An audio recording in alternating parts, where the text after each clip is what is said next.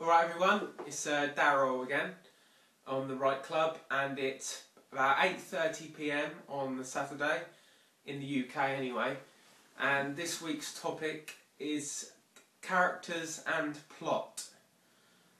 Okay, personally, out of the two, and I know a lot of people will disagree with this, personally I think character is more important than plot by a lot.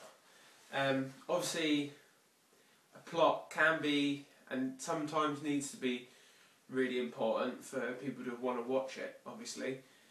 But for me, characters, if you've got really good characters, the plot for me could just be two people sitting in a room talking for 2 hours. Obviously that's not an ideal film, but if you've got the two good characters, then why not, you know what I mean? Yeah, so plot not massively for me. The way I write anyway, sort of characters, plot comes later. One of the things I find difficult, and I used to find really difficult, is I'd have like an image of characters in my head, and I'd know the way they'd act and what they look like and all that sort of stuff in my head, but I'd find it difficult to write it, because I know when I'm reading, I don't like reading five pages talking about one person. I like to have it sort of spaced out throughout the book.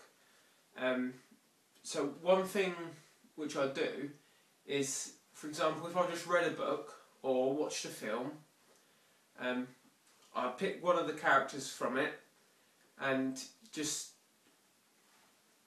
write down everything I know about that character, everything that I can remember anyway. Because you'd be surprised, in films and in books, some of the time the main characters are not described as much as what you'd think they were, because you pick up little bits and in your head straight away you've got like a really detailed description of this person. So I think it's a good thing to do that, write down all you remember about this person, and then you sort of get an idea of how much and what you need to do to describe this person to whoever's reading. Plot wise, I don't really have a particular way of writing a plot.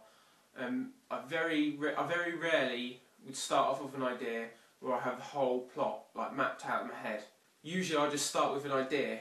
Then I build the plot around this idea, and then the more characters I develop, the more sort of plot changes and plot ideas I kind of have. But usually, if I've got an idea, say for example, I don't know, radioactive dog, right? Now that's not a plot, really. Sounds like a really rubbish idea actually, but radioactive dog, just thought off the top of my head. First of all, obviously character development, you've got a character develop this dog. And second of all, you know, how's this dog got radioactive? What does the radioactiveness do to him? Does he have superpowers or whatever like that?